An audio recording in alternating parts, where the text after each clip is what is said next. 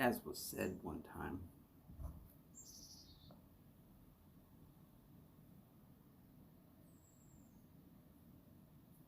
probably by a voice much better than mine.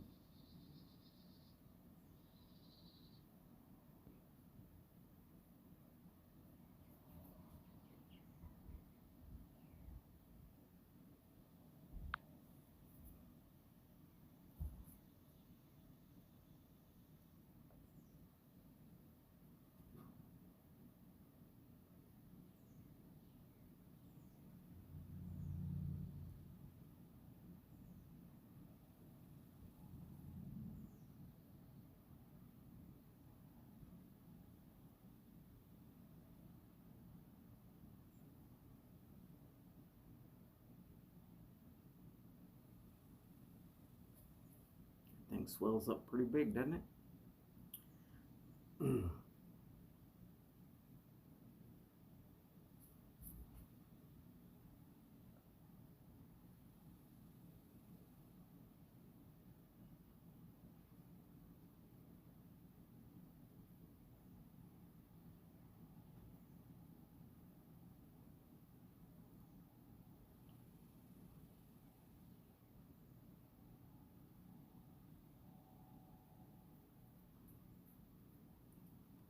Gotta tell you, thought about not doing this.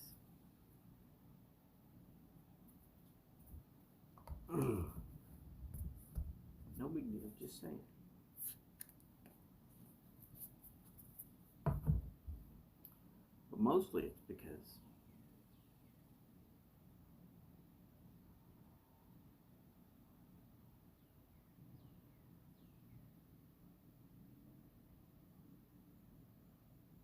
I thought like I might not want to do it. Hi, Trump Dump.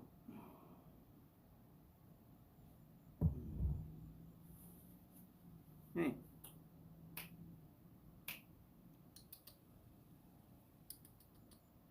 Come here. Guess who went and left a rat on my front, on the rear doorstep last night? Mm-hmm. Come here.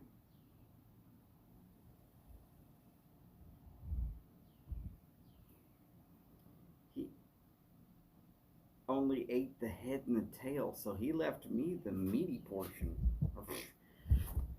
That's love there.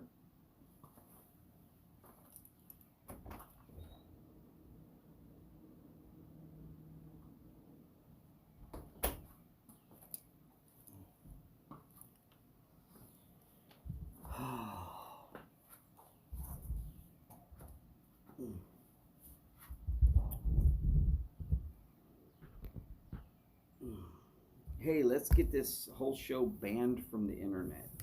What do you think? I can do it pretty easily. Give you some Johnny Cash. What do you think? What do you think? A little bit? Just do a little bit? Actually, probably get banned more by Chris Christopherson with the thought of which song to do.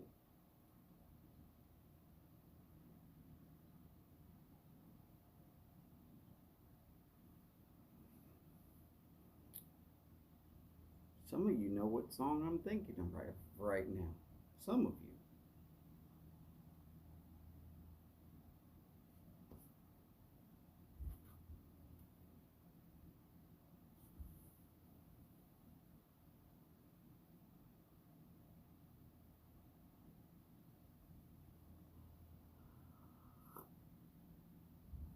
Ah.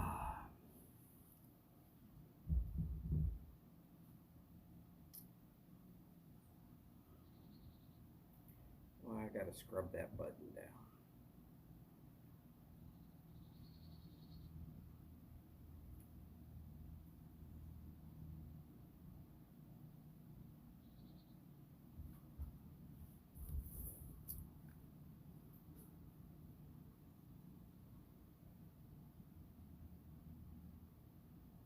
Well, I woke up Sunday morning, couldn't find a way to hold my head that didn't hurt.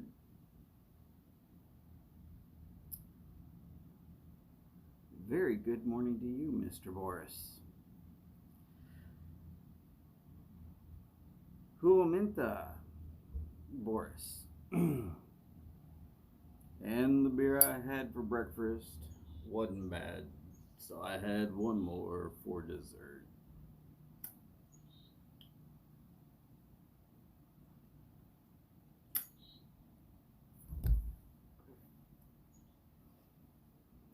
Then I stumbled through my closet searching for my cleanest dirty shirt, and I'll stop there. Mr. Freeze, howdy, sir. Nothing's up. I just figured I'd wake up pretty damn early. I've been up for a couple hours now. This is actually cup of coffee number 2.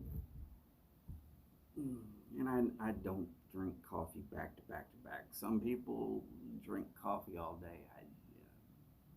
I have a cup. It's going to be a while. I'm going to drink another cup maybe. Kind of depends upon the day.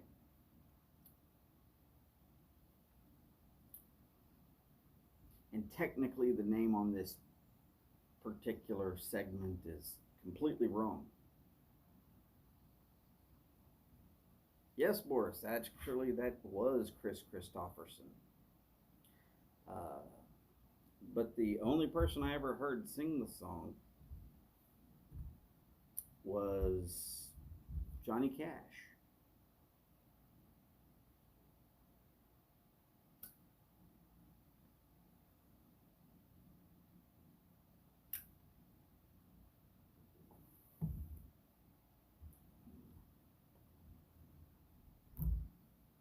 In case anybody's wanting to look, it's Sunday morning coming down. And at one point in time, Johnny Cash had his very own show.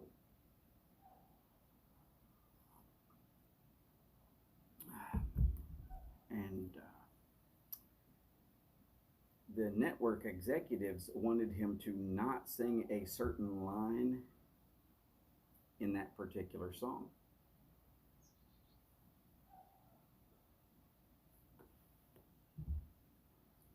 That line was, "Lord, I wish that I was stoned."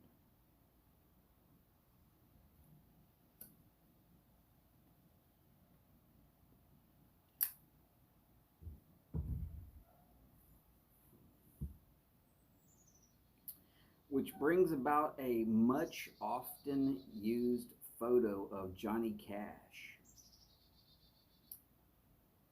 Because Johnny Cash was singing along, sang that verse right there in front of the cameras, and then he put that finger up and he put it way up in front of the camera so that it would be huge and nobody could mistake it for what it was.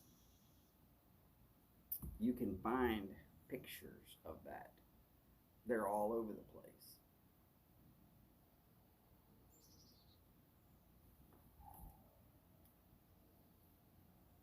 But that was actually from Johnny Cash's own show, where the network execs told him that he could not sing Kris Kristofferson's song exactly as it was written.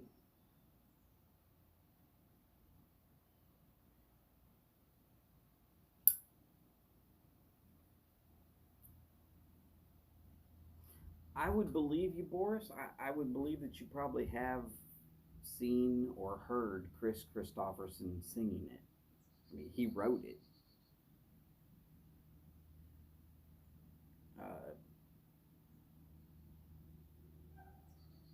But according to the legend that I heard of it, he didn't feel like it was going to go over very well. So he handed it to his buddy Johnny Cash to sing, because Johnny Cash could get away with such songs. Good morning, Steph. It's even closer to sunrise for you than it is to me.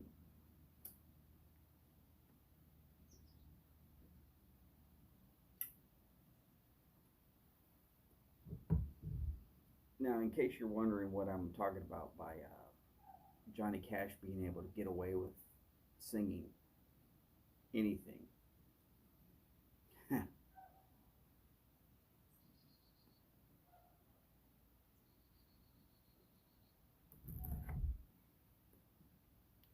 Have you seen sports stars that are too big to be arrested?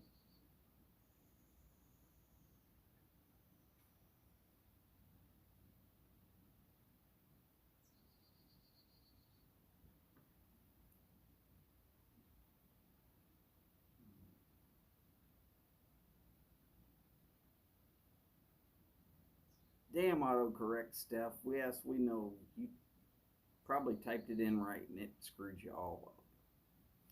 Gerald Flood. Howdy, sir.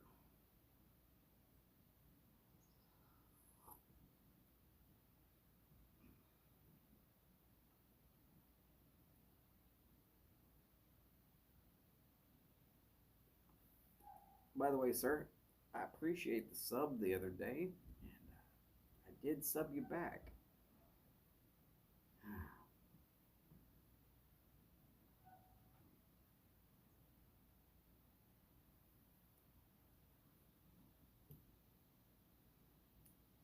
Quite honestly, I'm telling you straight out, I did not expect to have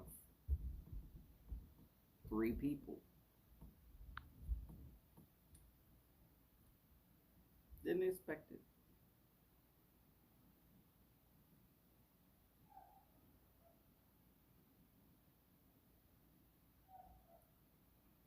I don't have high expectations for this channel.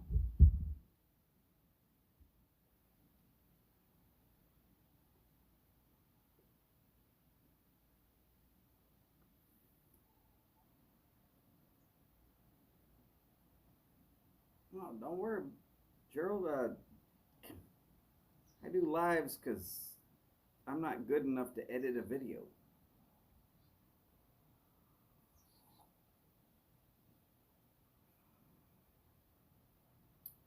Uh, I can believe that story, Boris. You got to remember that about the same time Johnny and Chris met, uh, Johnny had just bought that big ass house out by the lake.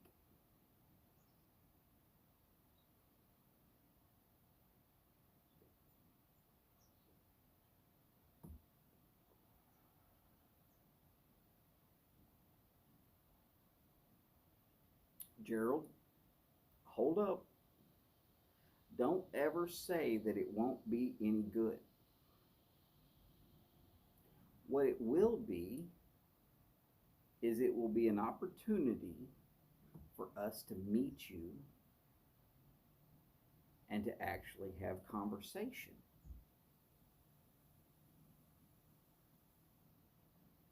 Now, there are two ways to do a live. I've tried both.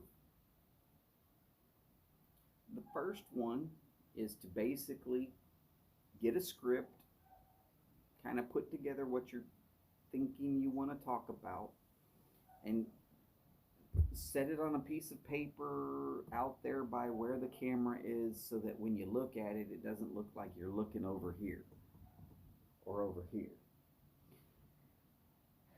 And then stick to the script. Uh, Steer it that way. And then there's what I do. Because I've found that I go off on wild tangents.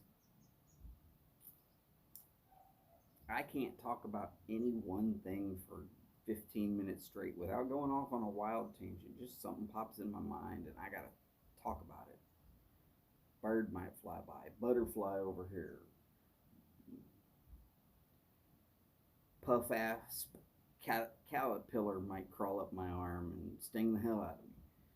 I'm going to talk about something, but you just, with that method, you just turn it on and it's like free writing. You just let your mind go and go where it wants to go, and basically to hell with anybody that doesn't like it. Um, Now, my method is not going to get you 1,000 follows ever because you're almost unwatchable. No, that doesn't mean you're not good. That just means you're almost unwatchable. At least I am. Um, but yeah, lives have the live streams have really seriously been, well, they've been great for me. Not saying they are going to be great for you, but they've been really great for me because I get to articulate my thoughts and read what everybody else is thinking about, and then I get to real quick comment on such things.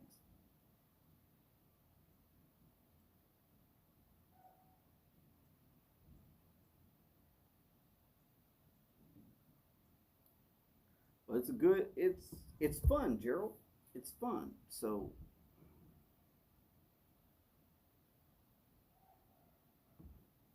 and yeah, as Steph said, your first video, you're going to feel like it's horrible, and the second one is going to be slightly less, and then the third one is slightly less. Then at some point, you just get to the point where you're going like, man, I really kind of enjoy doing this. How about how about I just go ahead and do this and don't worry about the consequences? That's pretty much where it went, at least for me. And howdy, Steve. Glad to see you in today. We'll be looking forward to a noontime show. I know this is more breakfast, but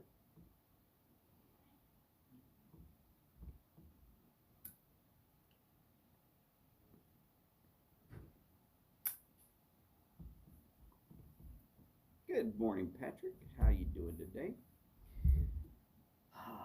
But yeah, the other one single suggestion, and this is a huge suggestion, and it's true. It's very true. Gerald, do not believe for one single second that there is anything close to a perfect YouTube show. At least in the YTPC, I've never seen one. They've all got their own little bloopers, and unless you're a super pro at editing and you're just going to do videos, there's going to be something. You're going to scratch your nose, or you're going to sneeze, or you've got to scratch your back, and it just looks funny, or oh my God, I don't say this word correctly, or I lose my train of thought. Something's going to go. Something always goes.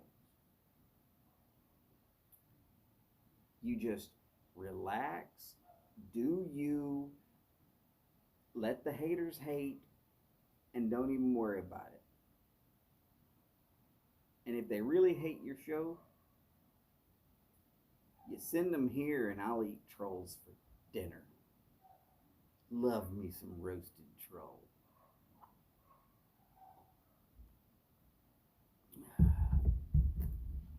Howdy, Eddie. Great to see you in today.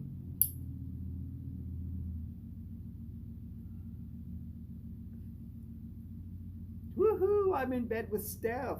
Somebody tell Skip. Steph's rolling around in bed with a Raiders fan. He might be upset for a second until he hears that Raiders fan part.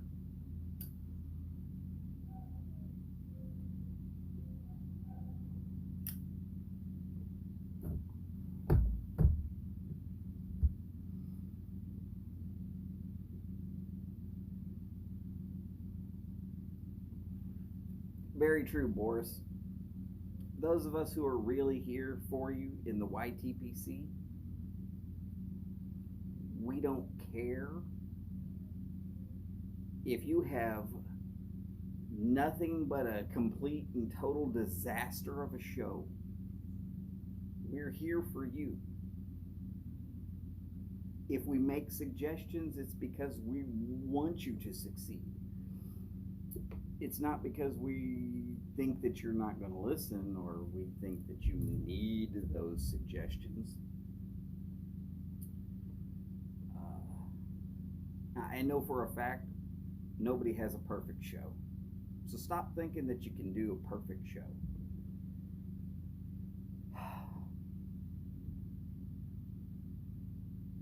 Just get in and have fun. That's the best way. Because it's going to show. It's going to be obvious that you're having fun. And if you're having fun, believe it or not, we're having fun. I mean, look at the Nashville Mafia, for instance. Two guys sitting there talking to each other. Things fall apart. The show goes off the rails. The lava lamp does crazy things. They just sit there and laugh and let it roll off their back, and they have a good time, and it's a great show.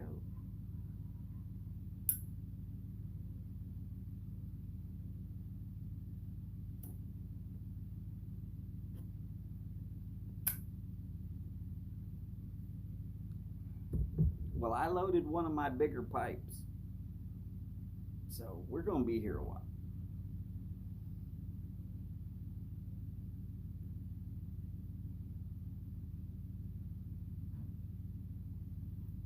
And if you want to show how the real Irish do it, I'm there, brother.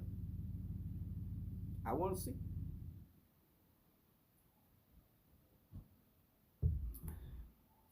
I've been waiting for Boris to do live streams. I mean, in English, his accent's a little thick. I bet you in Finnish, he sounds, well, like some sort of just massive god, because that low, deep voice, the grumble.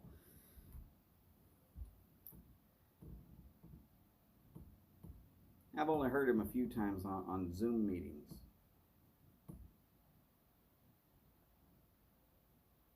But when he starts talking, I'm going like, I know it's Boris, I'm going to listen. And we're going to do the same thing for you, Gerald. Trust me on that one. That's who this community is as far as a thing.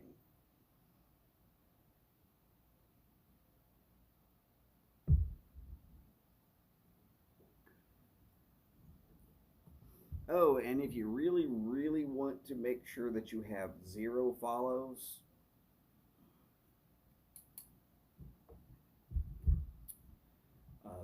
then you need to tell us all about haggis.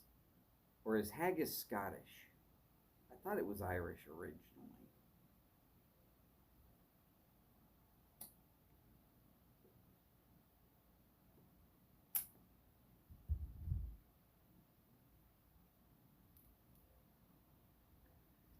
This pipe is hard to light, but once it gets really lit, it smokes like a champion.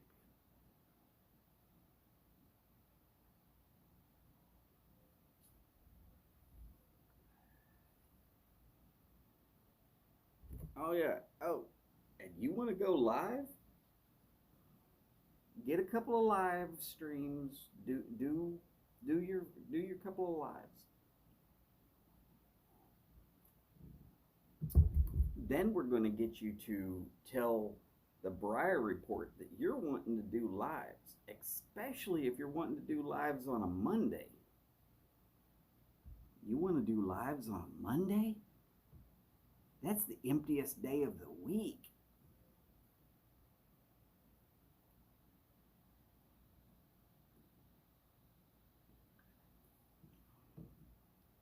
Oh, and I'm telling you right now, if you ever think that you need like a Thursday or a Friday type time slot. I don't know what the time difference is exactly between here and there, but I'd be just fine with handing you one of my tailgating slots if you really wanted to give that a shot.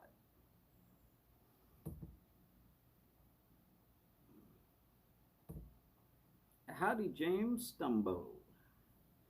Glad to see you in today. By the way, I did watch all the way through your live stream yesterday. I was pretty busy working and doing stuff around the house, but kept it on.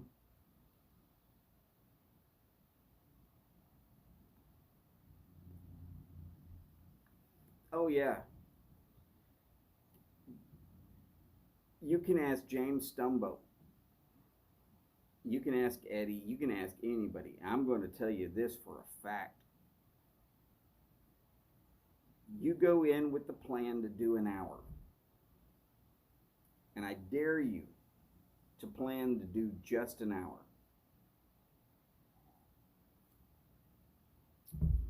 You hit the start button, you start talking, you start conversing with people, you're gabbing back and forth. And I will say this, because I remember James Stumbo's first show. And I commented, because I remember being there and making this comment. I said, I can't wait to see his face when he finally realizes he's actually been on for a whole hour already. And James Stumbo says, I haven't been on for an hour. And he looked up and he was like, I've been on for an hour. His whole face lights up. There's this feeling of accomplishment hitting that first hour, which is kind of crazy. It's just a measure of time, but the first couple of times you're thinking, what am I going to talk about for an hour? And then you realize that an hour is like that. It's gone. Just wow. By the time you smoke a pipe and say 20 sentences, your hour is done. 20 sentences. You think, I can do 20 sentences. Yeah. But can you get them done in an hour?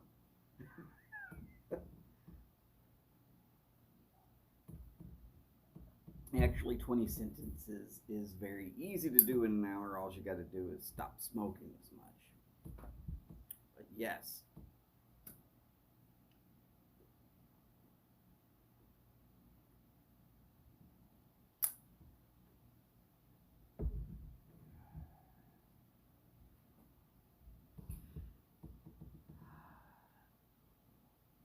Okay, so he's planning on 8 p.m.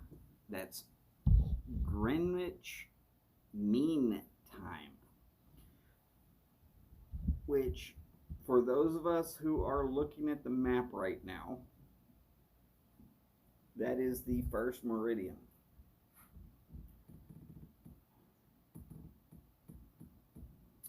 Meaning, all time is based upon Greenwich Mean Time.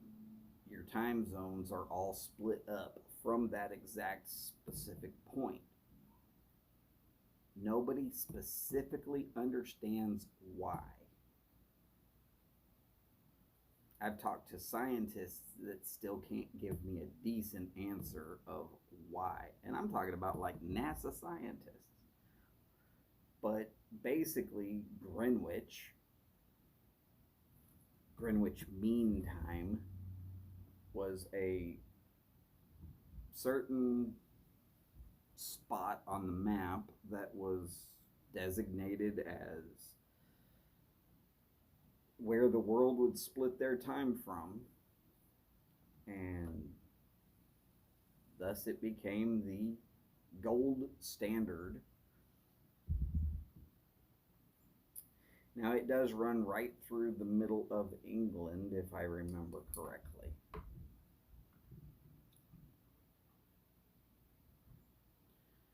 So if it's 4 p.m. for Mr. Stumbo, it is either 4 p.m. or 3 p.m. for me. Man, 3 p.m. on a Monday. Great. Great. Great. I normally get to sit down for a pipe right about the hottest part of the day. Mostly because nobody's going to come out and bug me. Too freaking hot.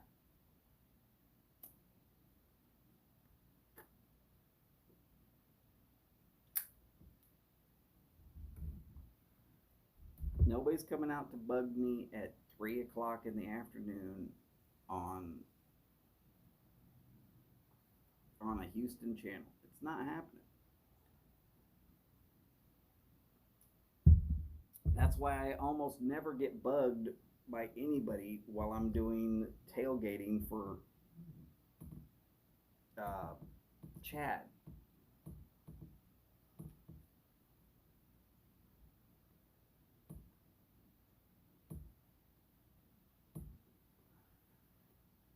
I think you're going to have a few more than one.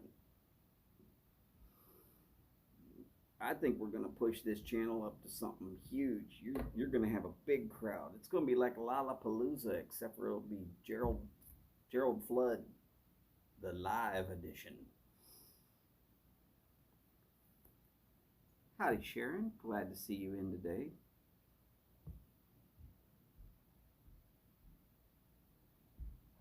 I haven't seen Paul yet. Maybe he'll stop by long enough to say hi.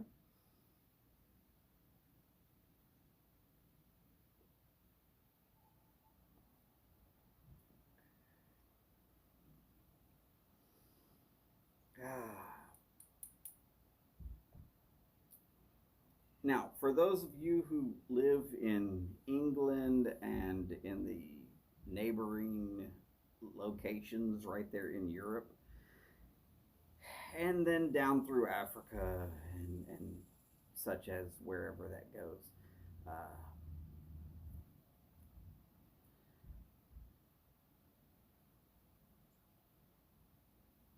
that is correct, Boris. GMT is the same as longitude 0 degrees. The crazy part is that longitude, or at least the whole idea that the world was round, was not England. It was just somebody decided that's where it would be.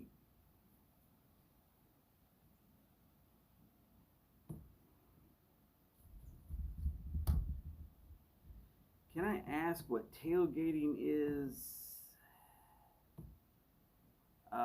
Okay. Originally, tailgating, and I'm going to get this fly at some point. It's flying around me. It's going to get caught. Y'all are going to see my head without a hat. Sorry about that. Tailgating, what it started off as, sports fans. They would show up early so that they could watch their team live. And they would pull out a grill. And they would set up on the grill and they would cook food, and then somebody added a radio, and then somebody added a chest of beer, and then somebody decided, you know what, let's start with the big old party van. And these things have turned into parties. But a tailgate, as specifics, is basically just a statement of, we're going to hang out together. We're going to talk about whatever. And we're going to wait around for the actual show, which, of course, this is not necessarily a tailgate. If I had started it right at about 11 o'clock my time, I would be doing this as a tailgate then for Steve's channel, which comes on an hour later. I figured I would just start this, smoke a pipe, and go until I end up at the bottom of this pipe. Charlie, how you doing, sir? Glad to see you. By the way, did you get mail from anybody else in Florida yet?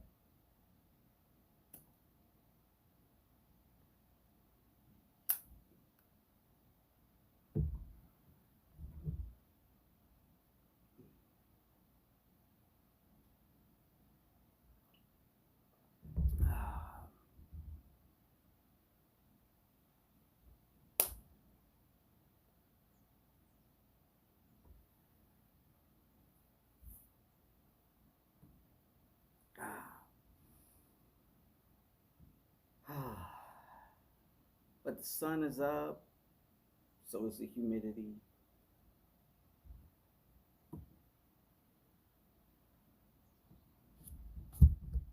Flies are up, probably because I'm smoking Sutliff creamy butterscotch.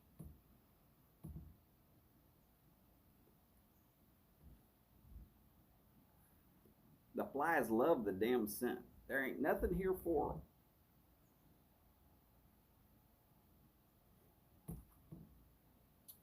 So yeah, I guess the best way to describe it in Irish terms is think of your favorite football team and that party environment that you go to. And I got that sumbitch too. That party environment that you go to just before the game starts. That is the tailgate. And oh, not a problem, Charlie. Glad I could help. Sorry about your bathroom pipes. I know that's gotta suck. Hillbilly Piper, how are you doing, sir?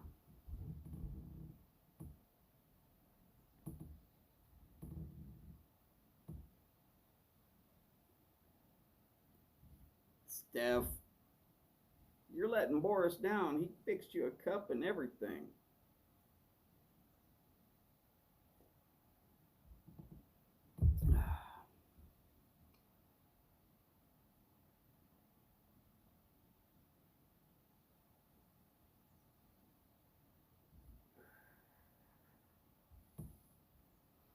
Yeah. He's probably just waking up by about 14 hours from now, from his little 20-second nap that he's going to take.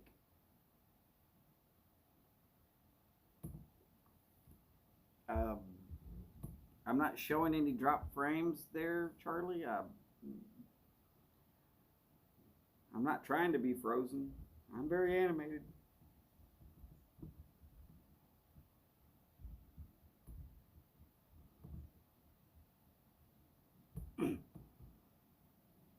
Do some stop motion photography just to really screw with Charlie.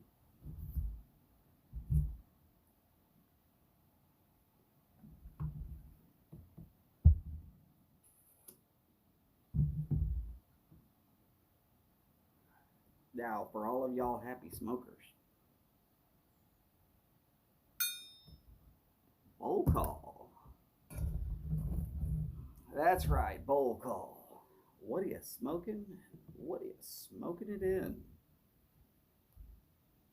By the way, I am smoking VRX21. That's right. Voodoo Review Experimental Pipe from 2021. It was a pain in the ass carving this. And then when I got pretty close to being done, I found freaking huge pock marks of sand pits in there. And I almost cried because it was such a pretty thing and I thought I could still go farther. And then I decided just screw it. It was done.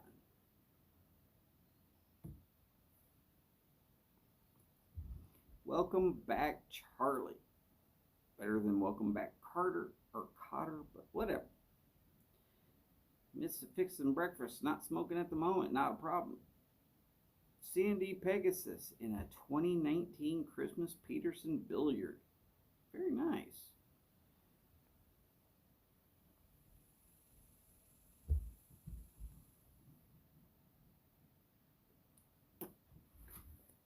Mr. Freeze is making fun of Charlie, who is back.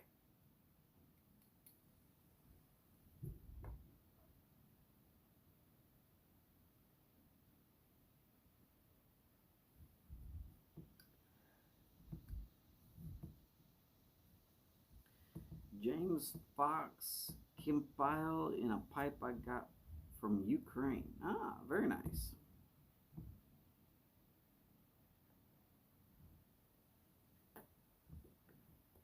And in case y'all are wondering what I'm smoking in there, that of course is still Sutliff Creamy Butterscotch. It's not bad. It's stronger than I thought it was going to be. And quite honestly, it's more about the room note being butterscotch than it is about the taste. But I mean, I could do it again. I just probably won't for a while. There's other blends I'd like to try.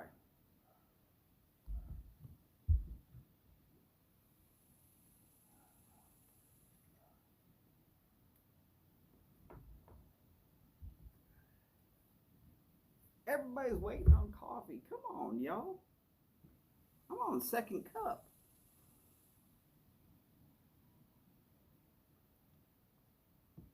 Good old Milton Bradley roll cake in a 7LA 127 Billiard.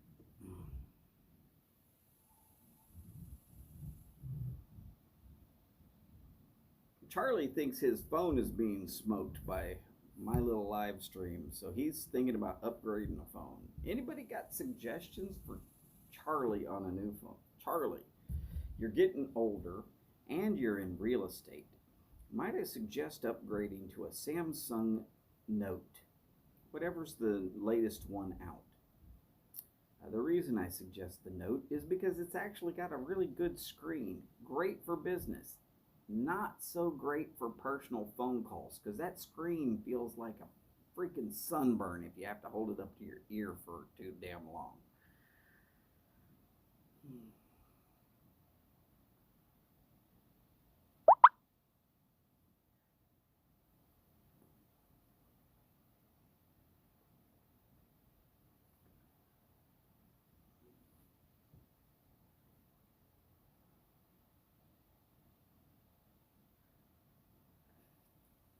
Eddie, is that a LG Pixel, I believe? Just asking, just so that Charlie can make a good, decent, informed decision.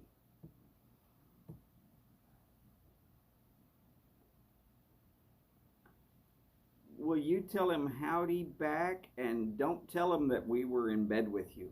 That probably should be kept secret for all time.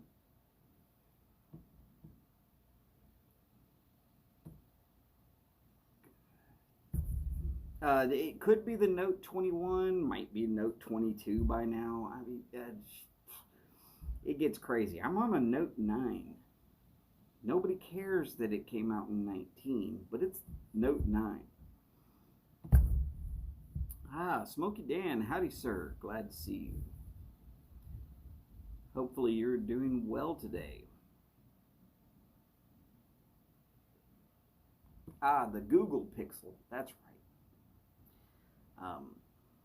Anyways, Charlie, I suggest the Note 9. TX has suggested the Google Pixel.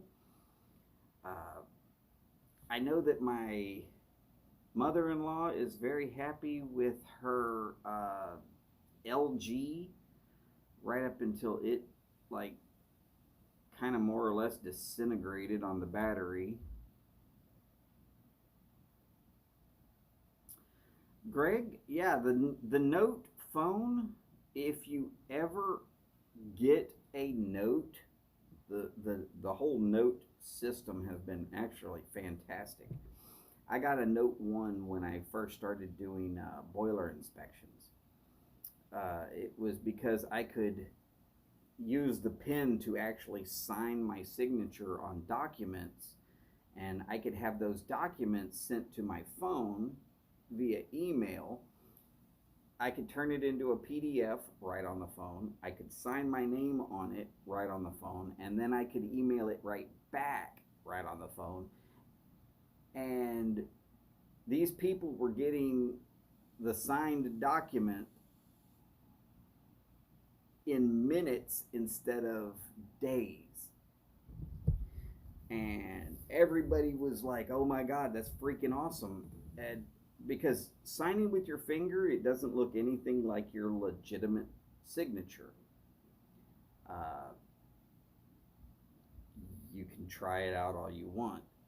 But yeah, so I started doing that with the pen, and yes, because I fat finger a lot of stuff.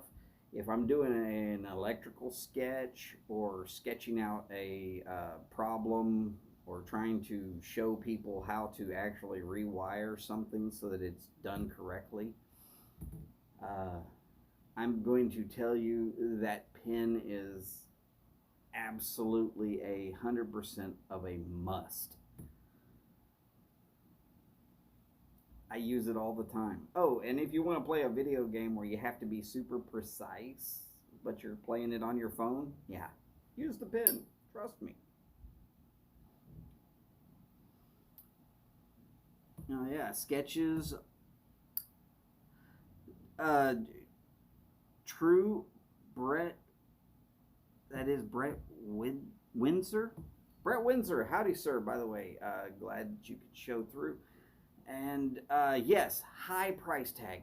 I am not disagreeing with somebody on a high price tag. It is going to take a big, wet, juicy chunk out of your pocketbook. But they do tend to last for the 2 or 3 years that you're going to actually own a phone. And if you go top of the line at the very beginning, it will still be able to be updated through that whole entire time. I actually always wait and then get one down from top of the line, and it still does just fine. The only thing I will suggest is getting an OtterBox case. And then for Charlie, I'm going to really suggest that you find yourself a really good way to waterproof that sucker if you're going to take it out on the boat.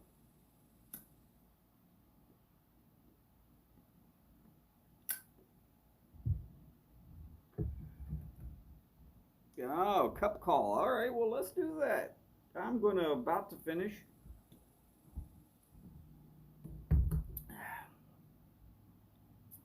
A coffee I get at the local grocery store right over here called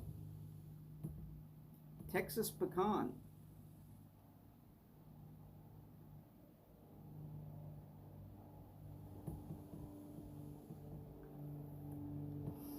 Yeah, it might be great if you had like some sort of flotation device for going out on the boat. You start paying over $1,000 for a phone. Sure, it's expensive. When you start realizing that, damn, it's really a good phone with a decent camera, and it can do everything that you want it to do, including a lot of your business stuff, you being a realtor and all.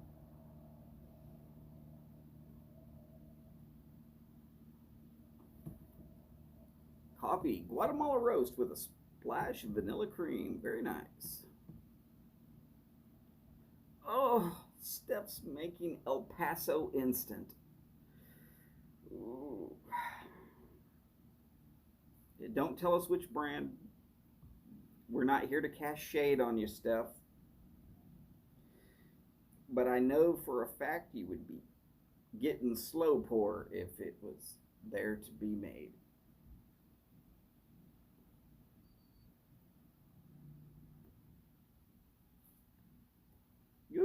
having some Pepsi because it's 75 degrees. Let's see. Well, no, it's not going to show me. Not going to show me. Sorry, I can't get to the temperature right now on my phone without turning off this live stream, and I don't feel like doing that.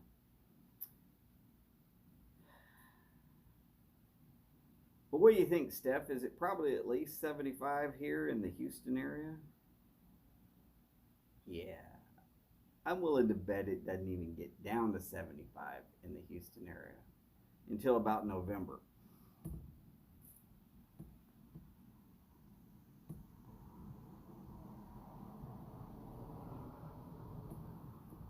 Yes, Greg, I agree with that 100%. Do what you can to make your phone purchases as cheap as possible. But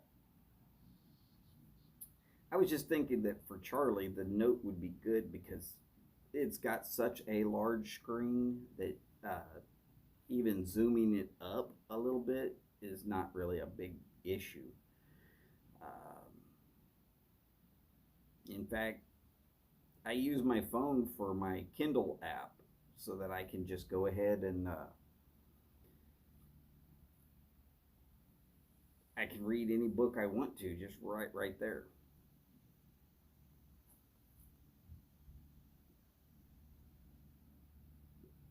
Oh, hot chocolate with grated nutmeg. Ooh. Careful with procrastinating there, Eddie. You know it's just going to get hotter than all get out by the time you actually finish.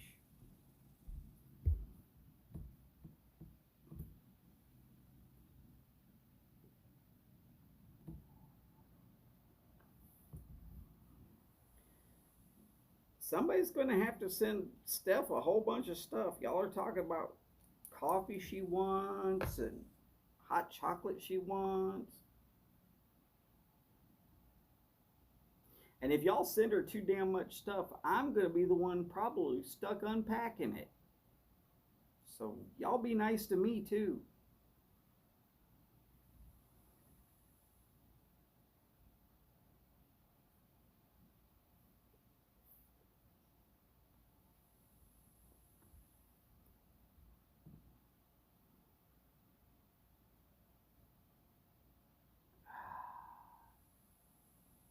So nice to be able to wake up in the morning, enjoy a pipe,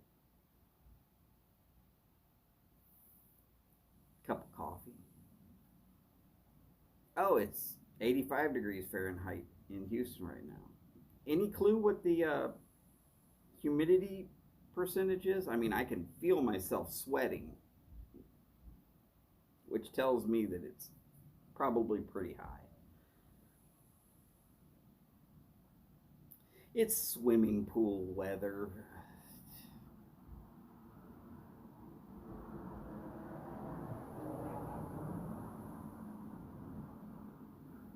And in case you're not understanding what I'm talking about by swimming pool, I mean the air is about like breathing swimming pool. It's not quite gotten to mouth weather yet. Maybe it won't actually get there this year. Mouth weather is, of course, 98 degrees outside and 100% humidity and no rain in sight. It's literally like walking out of your front door right into somebody's mouth, especially if they're panting and have bad breath. Ugh. There's times where Houston is just such a fun place to be. But I don't want to live anywhere else. The winters here are so nice.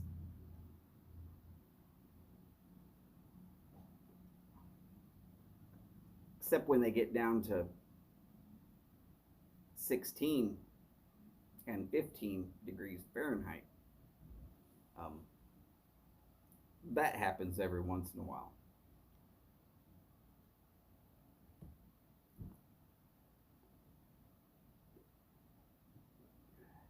Ah, yes, 78% makes it feel like 96 degrees Fahrenheit. That seems about right. I normally don't start perspiring realistically until at least it feels like about 92.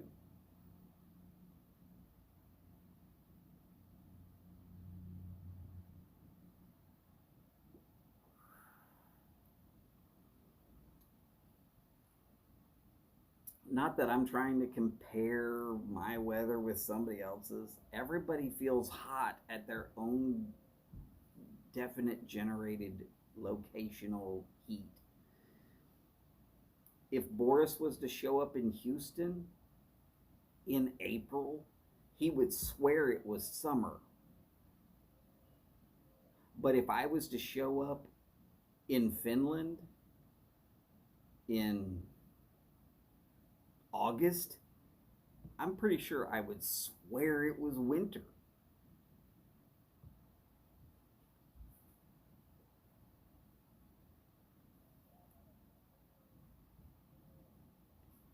I'm not trying to compete or compare. Right now, it is actually winter in Australia. Poor Glenn.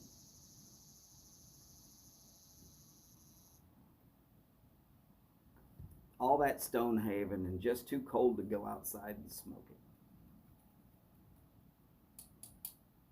it. It's also winter in Chile. So, y'all remember later today, though I guess he said probably not. But hopefully, we'll see Jose later today.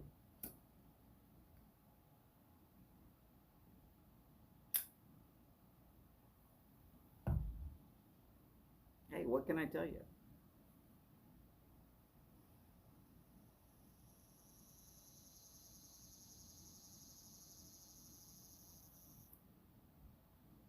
And looky there, it's actually almost been an hour already. Being that I've been doing this for a little over a year pretty steadily, kind of got the feel for when an hour actually is.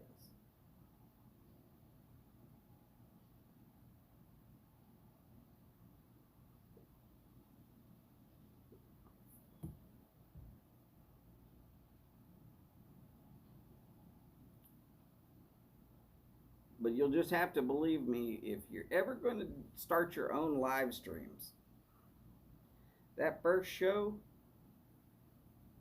you will not believe that you've hit the hour mark. You will start the show, you will blather on for a little bit, and suddenly your hour is up and you're going, where the hell did it go? It was like that for me. It was like that for pretty much every one of us.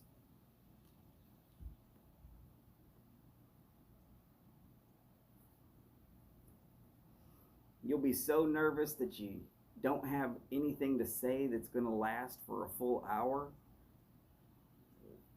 that you're going to fill up the whole hour with all these things that you wanted to say. It's crazy. Every one of us has gone through it.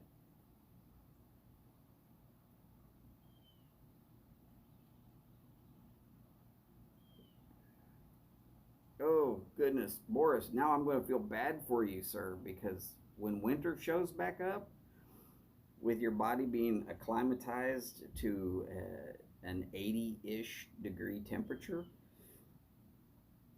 this next winter is going to feel much colder even than it really is. And man, going outside to smoke in sub-zero temperatures is going to suck.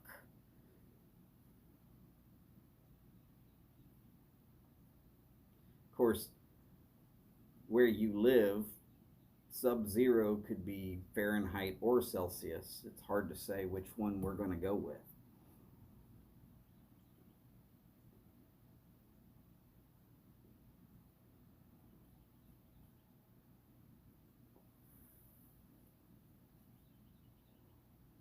It's just painful to think about. And in case y'all want to know, yes, I actually will go outside and smoke in 16-degree weather.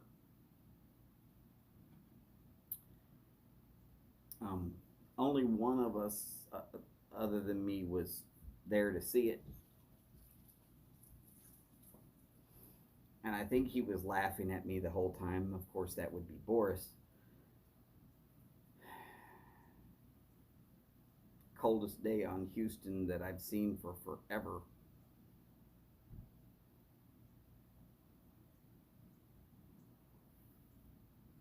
I was wearing just about every stitch of clothes I could put on.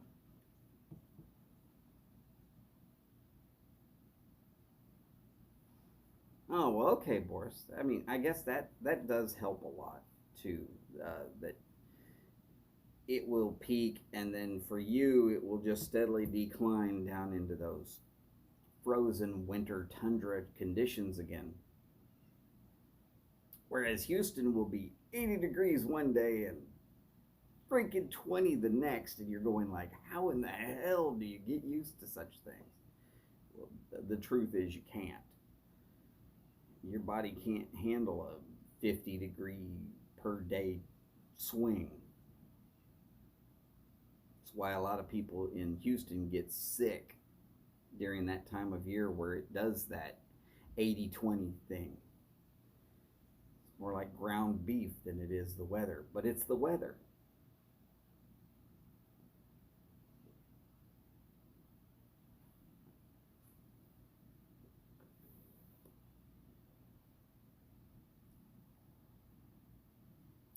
So did anybody see that Phil is looking to get an amateur pipe carving event into next week or next year's Pipe Week?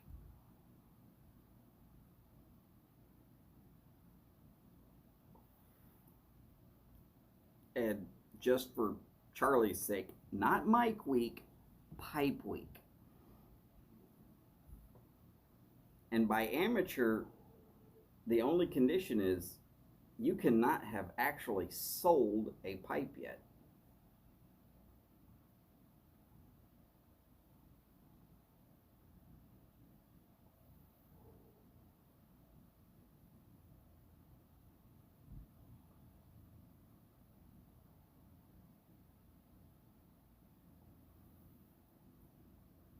Oh yeah, Boris, believe me, there is nothing like that last couple of freaking, oh yeah, it's above freezing, it's above freezing, it's above, and then it goes below freezing, and you're just like, oh god, oh, that first burn of below freezing is just brutal. Boris, I do believe that that is an excellent idea, and I'm looking forward to seeing what each and every person might be able to produce. Um,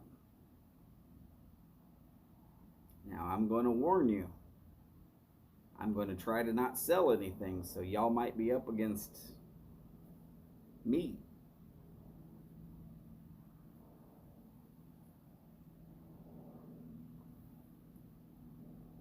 And I'll probably start working on mine a little early so that the gradual rainstorms that never go away don't get all in my way.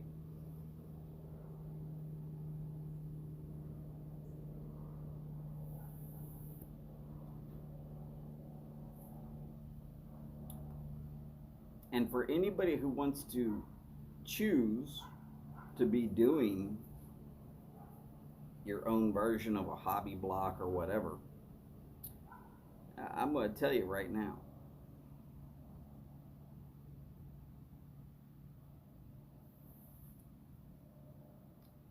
if it is your first set of pipes, what you really want to do is get files. You want wood files and you want metal files. Wood files to get it down into a rough shape. Metal files to smooth it out some and get it a little closer to what you want. And then you want to go to sandpaper. you're going to want a lot of sandpaper. You start with low number grit, 100, 200, whatever, and you work your way up to 3, 4,000, maybe even higher than that.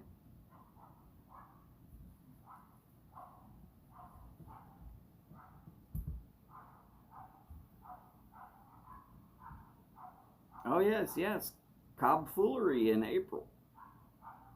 Always a good thing. Well, Martin, that's probably illegal for me to do that. I won't be your priest. I'll just be your friend. I would say you should take your Dell to church and maybe see if it could be exercised.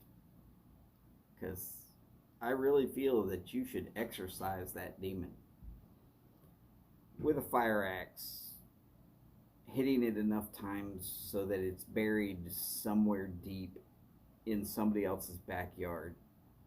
That would be my suggestion. But I know it's still under warranty, and good luck with that, sir. We greatly miss being able to type in exclamation point tens, exclamation point crickets, exclamation point McFly. Oh, we definitely miss exclamation point McFly.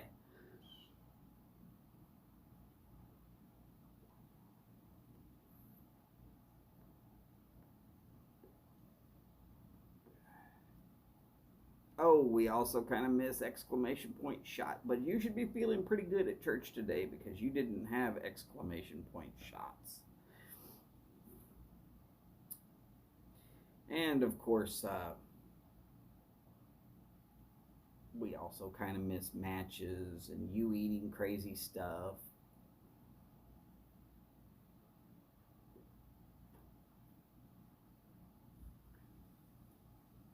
Well, we definitely missed McFly. And I think I can speak for every one of us here in saying that. Just the way his face lights up when he finally gets in front of that camera is pretty awesome.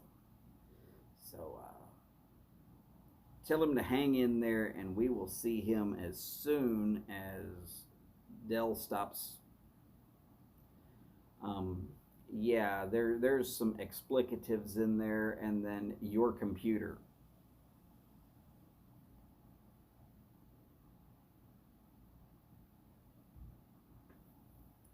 I'm sure you could figure out which random set of explicatives I'm going to think about using.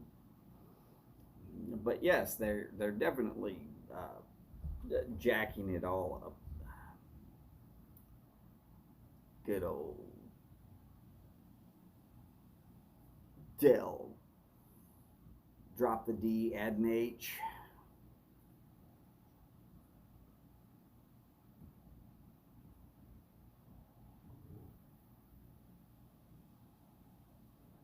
Oh, this is awesome. I'm telling you, Dell would do better to just go ahead and say, you know what, this was a lemon. We don't know what the problem with it is, and send you 2 computers, one to use and one to shoot.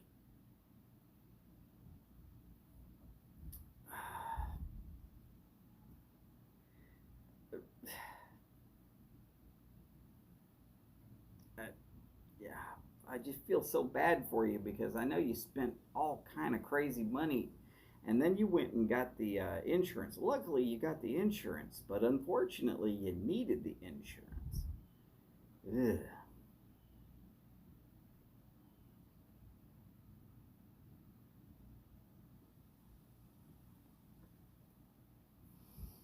So, show of hands, who thinks this is going to be Martin's last Dell computer?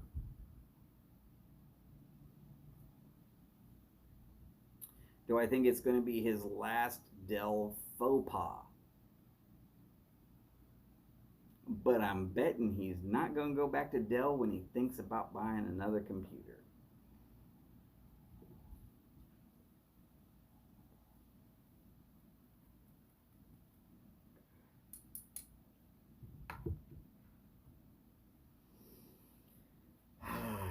Having to deal with mumbles from Mumbai.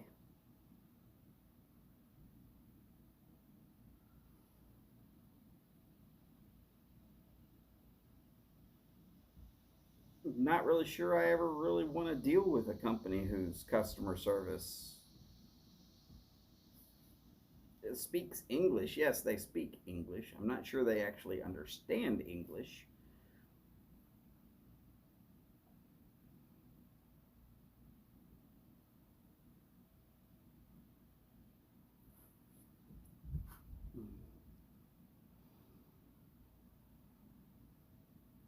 Yeah.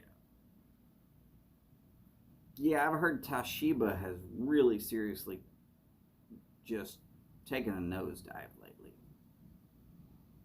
Is Steph leaving? Steph, are you leaving? Did I see that right? Steph? Did I miss it?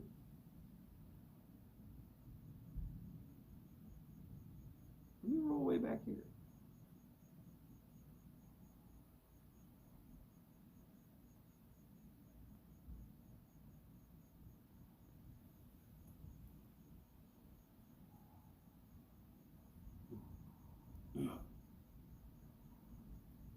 I don't see any place where Steph said she's leaving.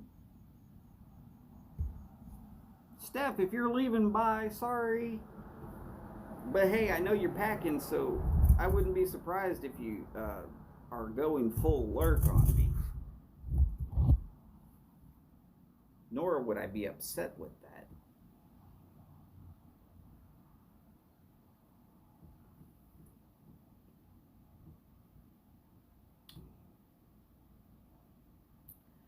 Oh, yeah. I am definitely looking forward to lunchtime.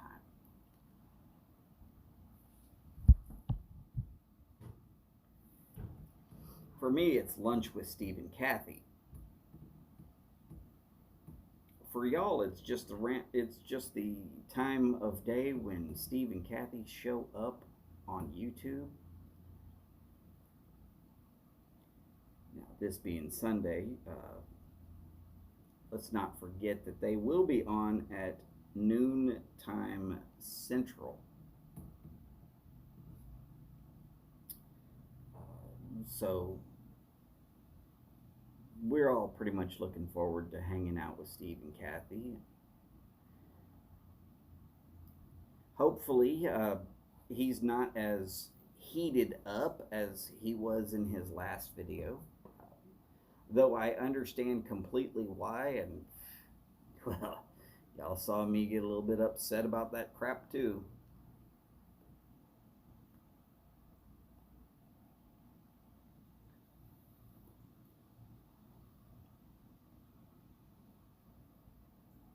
I like this community. Even the people that I don't necessarily agree with, I like them. I don't have to agree with everything everybody says. I don't have to agree with everything everybody thinks.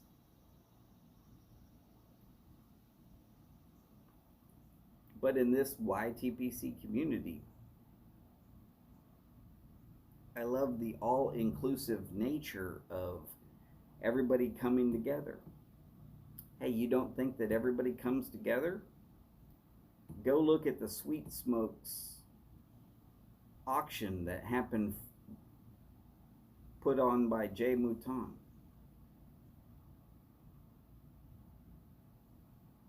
People donated stuff. People made stuff and donated stuff. It was over $6,000. And then Armenian Piper came in and, did his Armenian thing. I don't know who he is, but he's like a folk legend hero.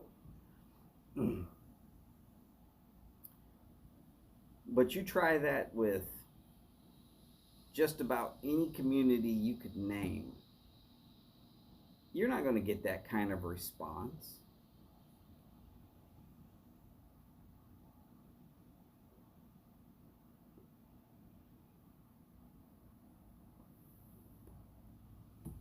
Good point, James. Good point.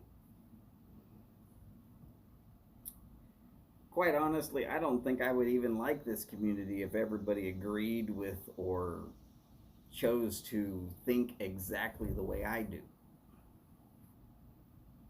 There wouldn't be nothing to say to you. You would already know all this stuff. Then you would feel exactly like I do when somebody's trying to tell you how to do something you already know how to do. I'm not going to tell Charlie how to sell a house. I'm not going to tell Steve how to carve a flute. I'm not going to tell Patrick Grant how to live in New York. I'm not going to tell Boris how to deal with cold.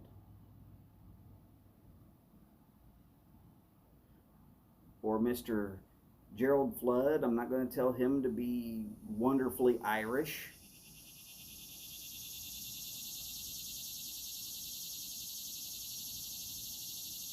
I'm not going to tell Mr. James Stumbo how to hunt in his own backyard.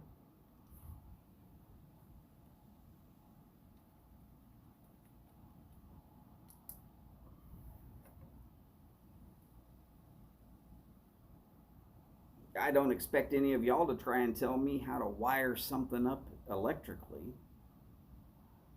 Yes, Mr. Burrows, definitely cicadas.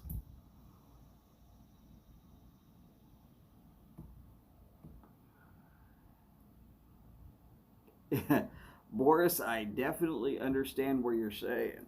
Yeah. Run on down there to the Tesla dealership, even though you only have enough money for that Ford Fiesta.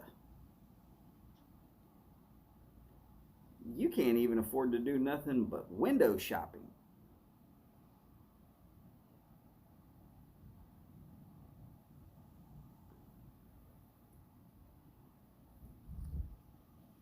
But yeah, see, if we all thought like I did, and did stuff exactly like I did, just talking to y'all would be a pain in the butt. Because you're all either going to agree with every point I make,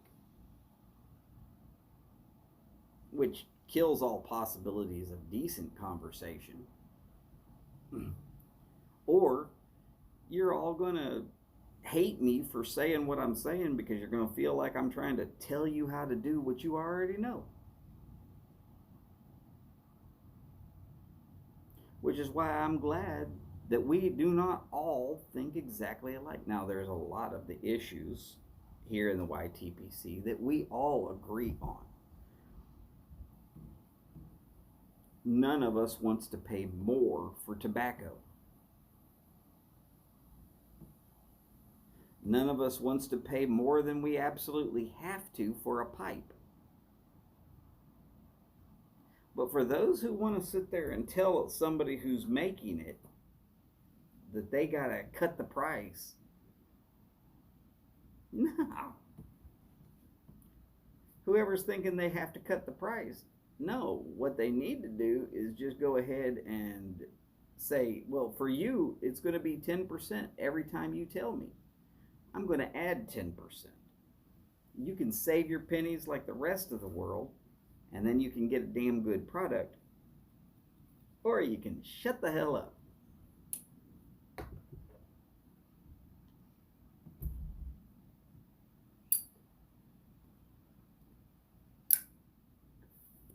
I mean, for an example, Zippo makes a great lighter, right?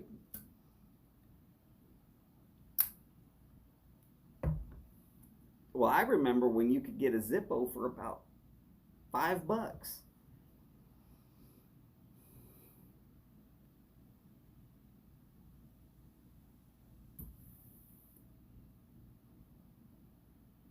You can't get a Zippo that cheap no more.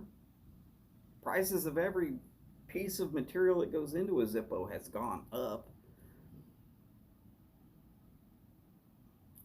But go to Bradford, Pennsylvania. I know it's Bradford, Pennsylvania because it's written right there on every Zippo. Actually stamped, not written.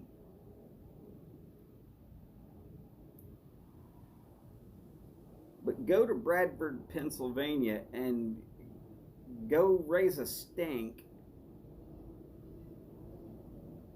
about the cost of your Zippo being so much higher than the $5 that they were way back when. And I'm willing to tell you that eventually you will be in the wrong spot and they will take your ass to jail for being a dumbass. And while we are not throwing people in jail for being a dumbass,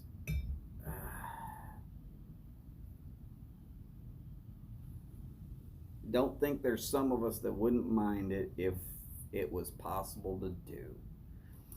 And yes, James, definitely talking some sense about Jason's video.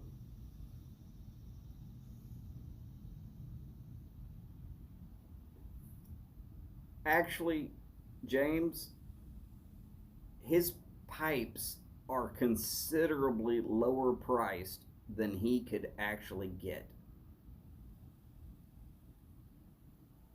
I know for a fact that they're lower priced than what he could be getting.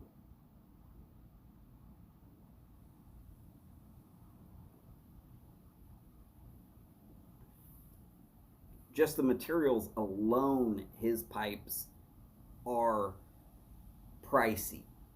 Just in the materials. And then the amount of care, concern, and just being an absolute beast when it comes to shaping it and making it right. He could definitely charge more money.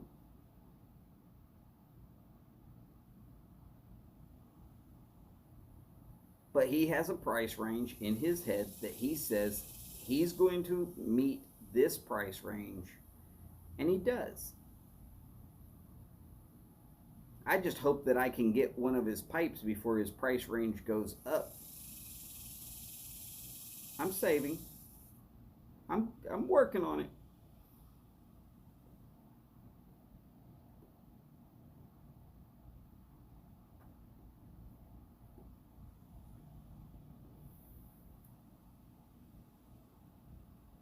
Oh, his pipes are going to go up. Price-wise, it's going to go up. Materials eventually are going to go up.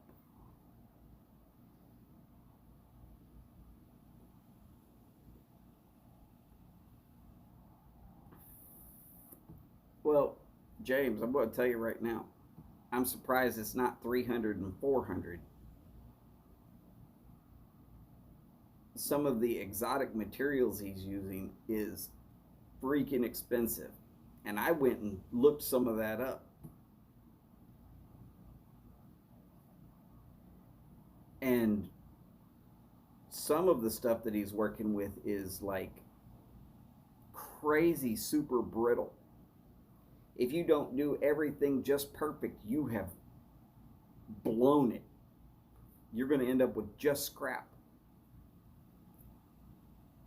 And he took the time to figure it all out.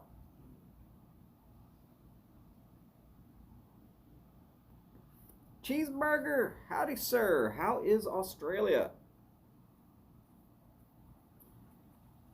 And yes sir, I agree with you. His pipes are so well done. I wish I was that good.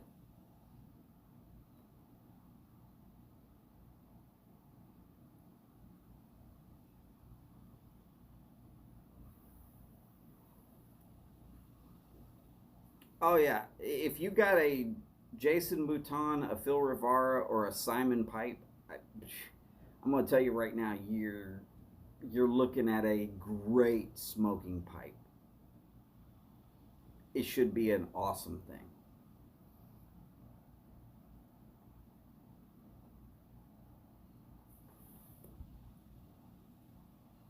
His Lavat is so dang comfortable. Well, I'm going to have to. I don't know what pipe I'm going to get when I finally do go get one of Mouton's. Or if I might decide to bite the bullet and say, Jason, this is really what I want. Can you just go ahead and make that for me? And here's a pile of cash. Go ahead and get it done.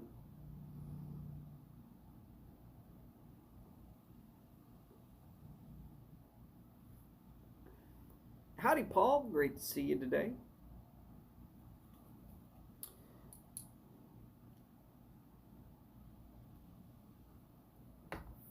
Here I am in an hour and a half in.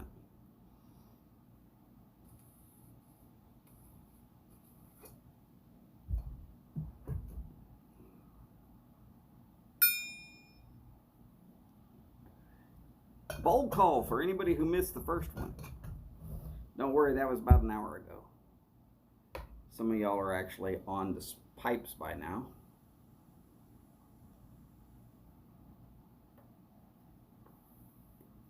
Plus, it gives me a chance to get this heated up again.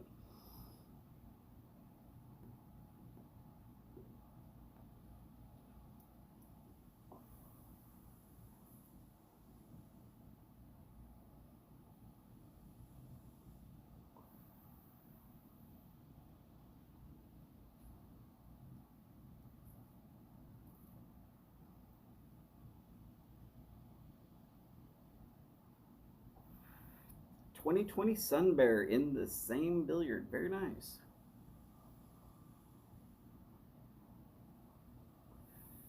Just finished that bowl of roll cake. Well, as you can see, this bowl is huge and deep. It takes a while to finish this when it's well packed.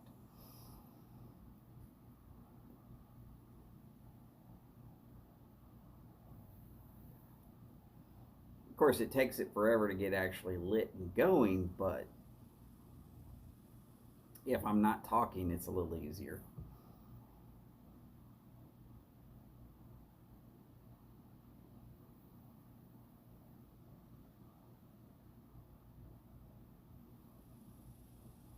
Well, James, you look over at Kim and you tell her thank you for us.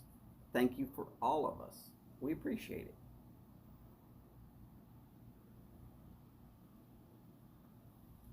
But I'm going to tell you, she's going to be working on that list forever because there's new shows coming all the time. Not my fault, just pointing out a truth. I mean, I'm serious though. If you go back 12 months, go back a year, maybe 15. Thursday, Friday. That was it. YTPC content on Thursday and Friday.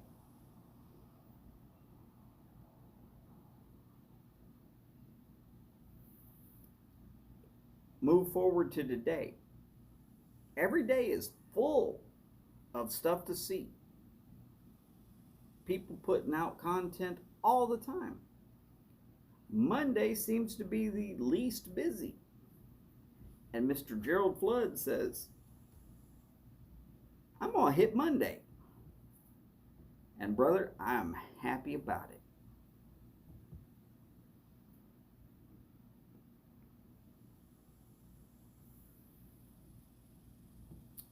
Thank you, Paul. I appreciate that. Not too worried about the thumbs up here on my channel, though. It is nice to have some, but again, I'm not going to worry about thumbs up on my channel. I do everything like a tailgate.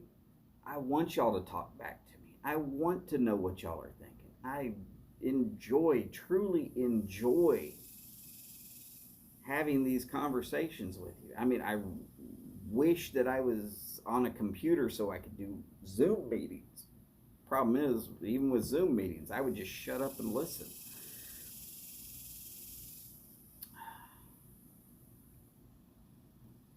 The couple of hours I might go here is most of the talking that I will do all day. James, that is part of the human condition. We are all going to make mistakes. We are all going to fail. Somebody show me somebody who's perfect, and I will probably have to trip them as they try to walk on water, just because I'm mean too. Gerald, not a problem. I'm really excited to see some more of the across the pond places.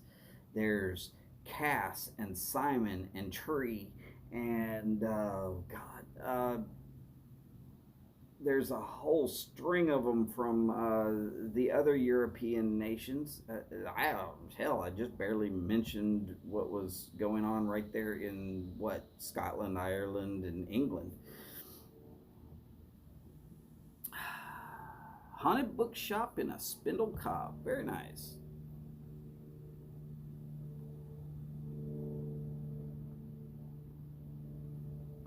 That's right. Paul's right over there.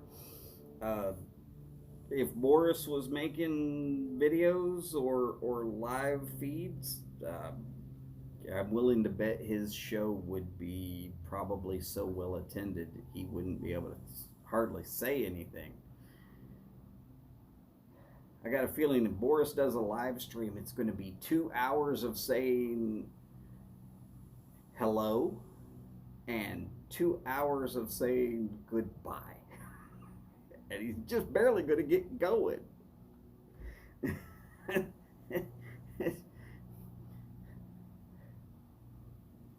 He's there at everybody else's live streams all throughout the day. And I can't imagine that if he was to do a live stream that everybody else and their dog wouldn't somehow tune in just to be able to, say some words of thanks for Boris always being there for everybody else.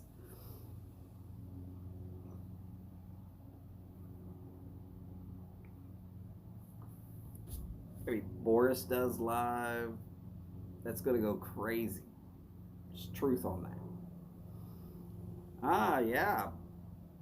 Charlie ever does lives? Yeah. It's going to be well attended. I mean, look, there's some YTPC personalities that are going to draw a crowd.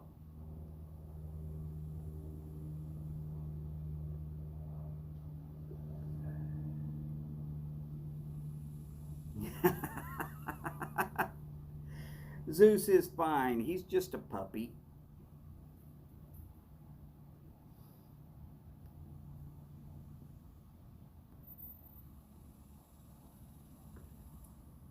And then there's a whole string of Australia that, hey, we would love to hear and see from more often.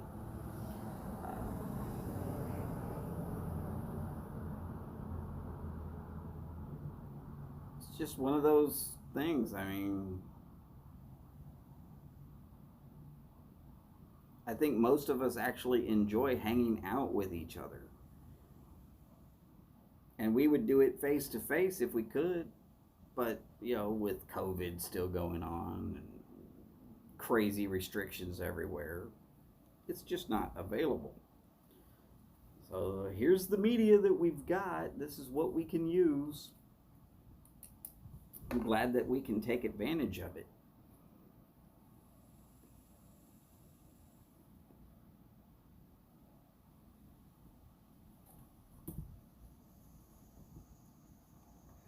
And for some of us, it keeps us from going insane. Maybe not me. I was already there a long time ago.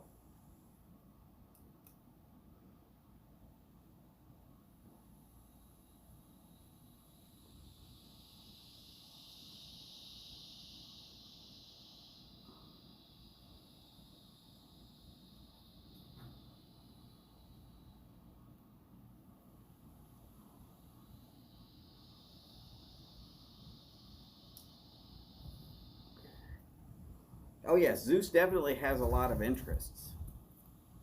Chew toys, cats to chase, dogs to chase, um, light through the window making a pattern on the floor to chase.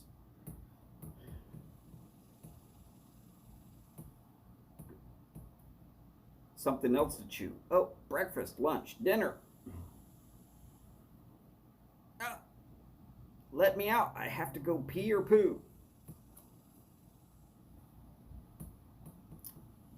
That takes up a lot of time when we start thinking about it. Zeus is a busy dog.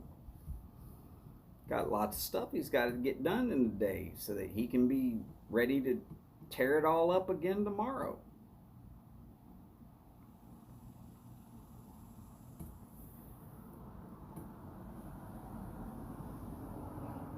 By the way, did I tell y'all that my cat brought me a rat last night? Right up to the back mat. Oh yeah, no head, no tail, just a lump that I could identify as a rat.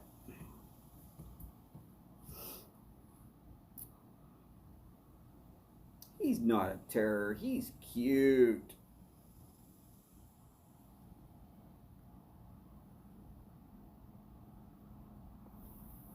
Get a few more and you could start a dog sled team. I don't know if you get quite enough snow to actually have a dog sled team there in West Virginia, but I do know y'all get some snow.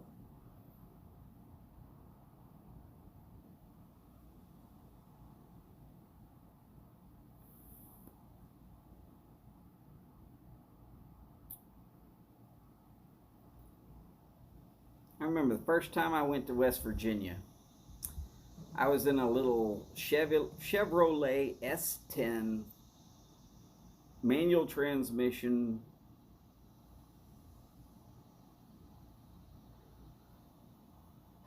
4-cylinder truck. Oh, that's right, Kentucky. I'm sorry. Been to Kentucky a few times too. In fact, I believe I had to go through Kentucky to get to West Virginia.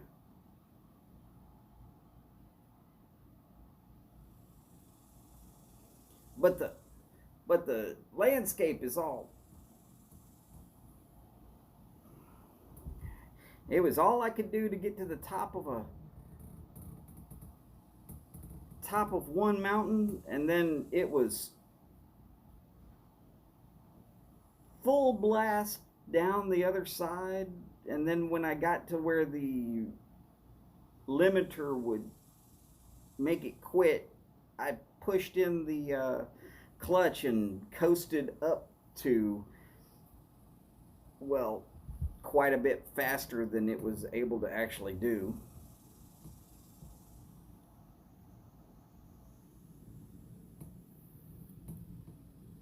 And then it was back up the next incline, and once it slowed down enough that I could full blast re-engage in high gear, I would, and then I'd slowly have to work my way back down until I was in first again and barely crawling up that last little bit. When I got home from that trip, I bought a V8 four-wheel drive Dodge Durango.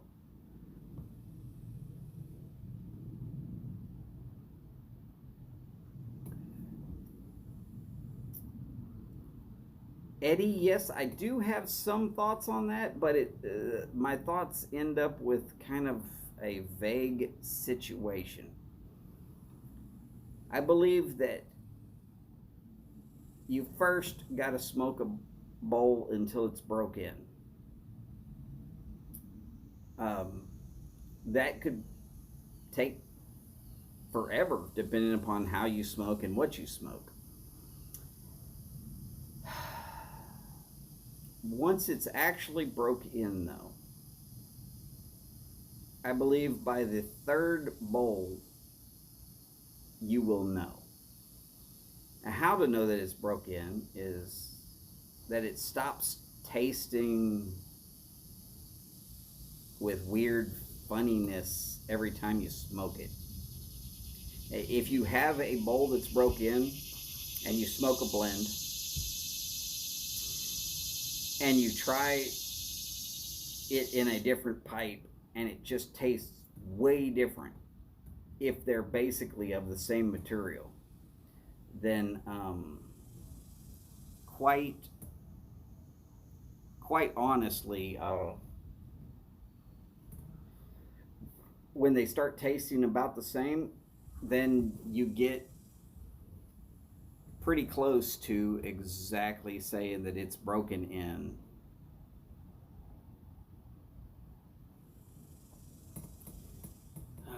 Let's see here. Which is old? Oh, yeah, the Appalachians are supposedly older than the oceans and the mountain ranges in Europe. Proof of that is that they are very worn down and rounded on top. Time and weather will round down and wipe out everything. Eventually, it's going to happen.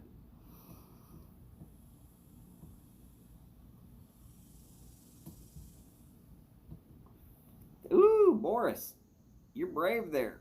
Appalachian cuisine can get pretty racy.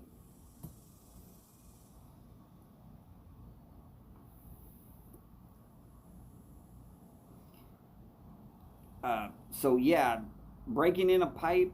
If you know that you have, all right, let's just go corn cob and corn cob. If you smoke a corn cob that you know is broken in, you know all of the notes that you're going to get. And breaking in a new corn cob, you just keep smoking it until it tastes pretty much exactly the same as that other corn cob you've got. But while you're trying to burn that little piece that's stuck into the bowl, and that's going to taste funny.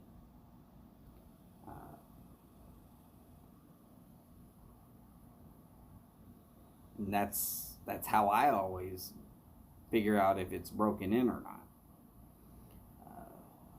But a broke-in pipe is always going to smoke better. I don't know why, but it just always does.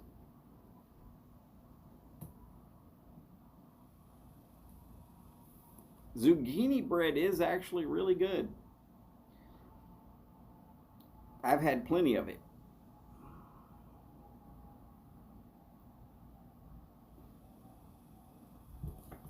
Come on, James. You're not supposed to talk about how your zucchini is going to get big or your eggplant. That's just offensive. Joking. You know I'm joking.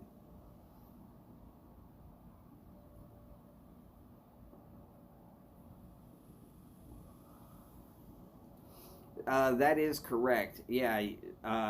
If you smoke a break-in blend, something that you know will smoke a certain way and it will break in just right, you might be able to do the first 10 bowls and it'll be broken in.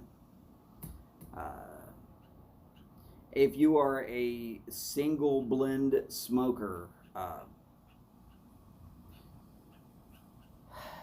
there's nothing wrong with being a single blend smoker, but what I'm talking about by a single blend smoker is you've got Chad who smokes Old Joe Krantz and Haunted Bookshop. That's you pretty much know he's going to be smoking that. You have Mike who's smoking Escudo. You know for a fact that when he goes to break in a pipe, either one of those guys, they're going to smoke one of those blends. They're going to get it broken in, and they have a certain set standard. This is how long it's going to take.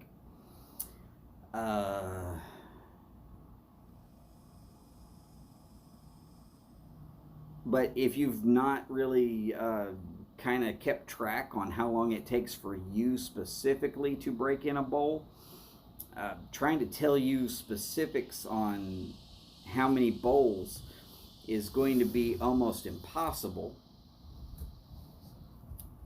So that's why I always leave that portion vague, which is after it's broken in. You should be able to figure it out in the next 3 bowls. Because once it's broken in, it's going to pretty much, it's locked in, it's ready.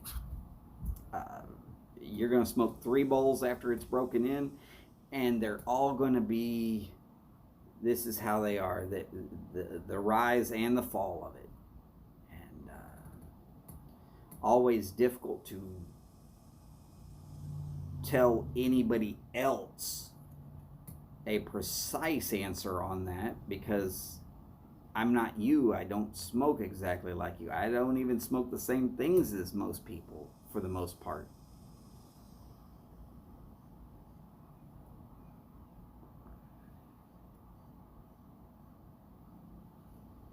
Oh, that's right. James has got some stuff going to Finland. Hopefully it will not take as long as certain things going across the pond.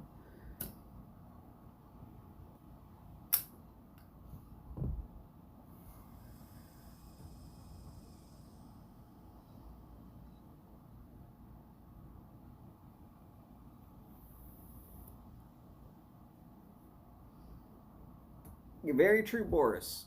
But there's a large portion of area right around where you were that was completely covered with ice for such a long time. It's interesting the way the world is formed.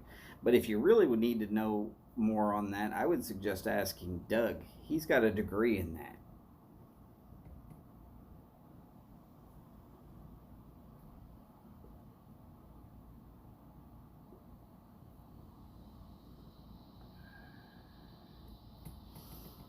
Right. Eddie, also some things like a different blend is going to require a different cadence.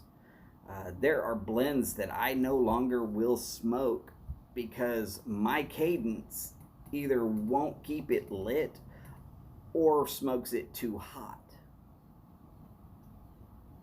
Instead of burning out a pipe on a blend that I like the taste of, but it smokes too hot, I will switch from it.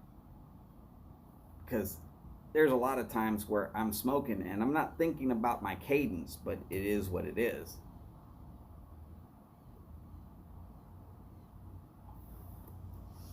And then there's other blends, like I said, that I'm constantly relighting. I'm going to wear out my Zippo trying to keep it lit. That's just a pain in the butt. And all you're tasting at some point is just Zippo, which isn't horrible, but it's not good.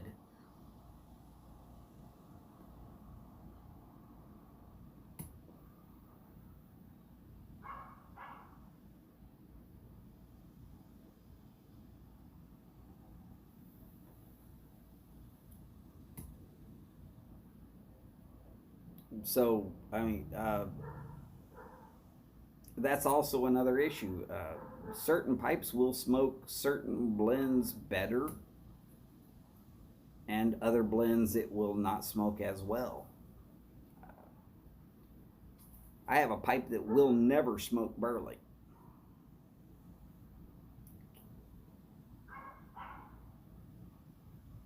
It'll burn out if I smoke burley in it.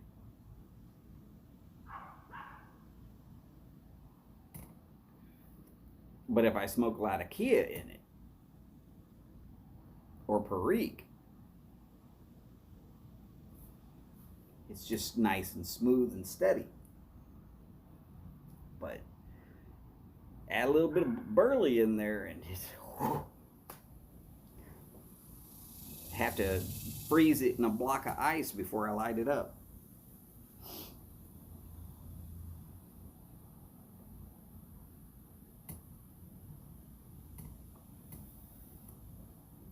Well,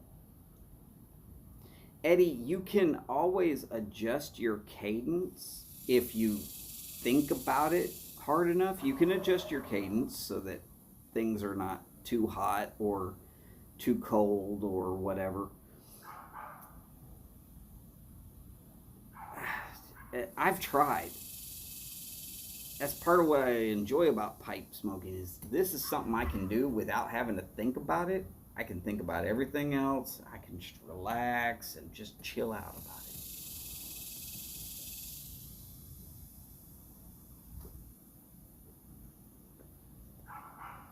You would think this pipe being as big as it is would be extremely heavy, but it's actually fairly comfortable for the clinch. It might have something to do with that big huge button I've got on there.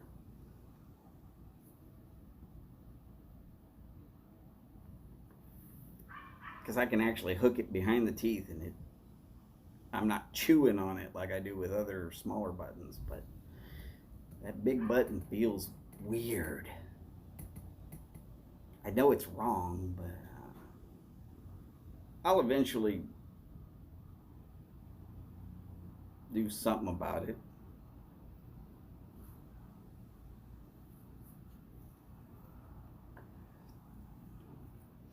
Now, for those people who can smoke everything, and they've got it figured out, a lot of them I will probably admit to having certain pipes that work better with certain blends. I don't know if I can get them to admit it, but I know that there are certain pipes that I've got that I cannot smoke certain blends in. Part of what I like about Cobs, they just do everything. Doesn't matter. With that wide open draw, it'll smoke anything it wants to. Anything you want it to, anyways.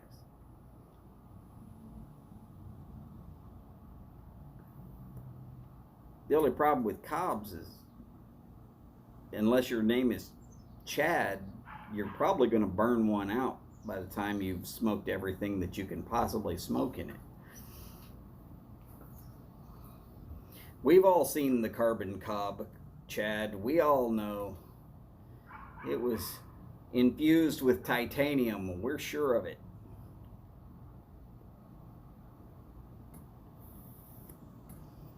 It has NASA fire brick technology on the inside, keeping it from burning out.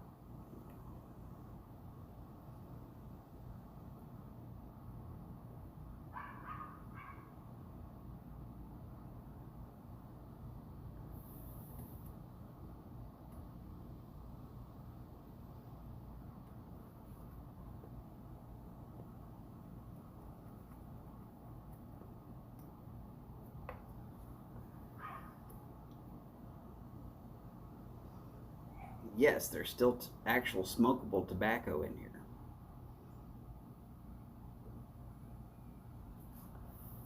But I just heard the wife is up. Which is no big deal. I do like spending my time with her. But if she's up, she's going to come out here and ask me, how long have I been on here? I don't want to have to lie to her. Because I won't. But I don't need her upset with me either. So I'm going to be getting off of here pretty quickly. A little 2-hour live. Look at it.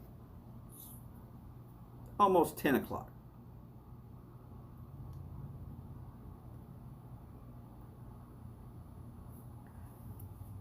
So if we give you about an hour from now,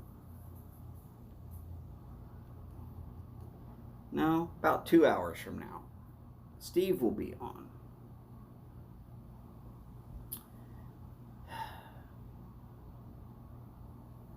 that gives you enough time to do all kind of different fun stuff. You know, in Eddie's case, it's a little bit of yard work that needs doing that he's procrastinating on. Sorry, Eddie, hate to remind you. For Steph, it's actually getting up and making that cup of coffee that she's been holding off on.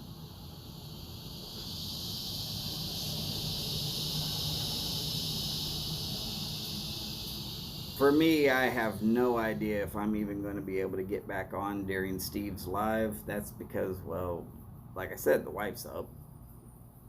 If she's got stuff she needs me to do, I'm doing it.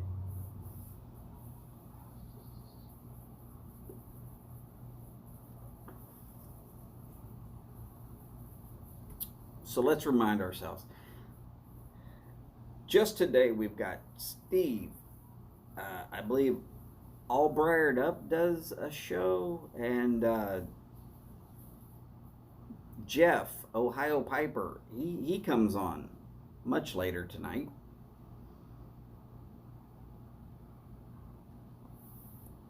Boris is working on pasta sauce. Holy cow. Look at him go. Killing me, Boris. I feel like such a loser when I compare my life to you. So I don't do it very often.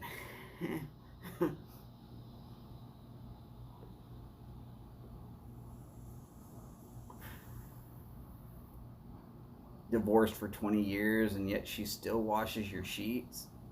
Yeah. Boris is the man. But yeah, get done some things that y'all need to get done with. Take care of those that you can. Make sure to take care of yourself. It's kind of important. And I'm going to get out of here just before it hits the 2-hour mark. But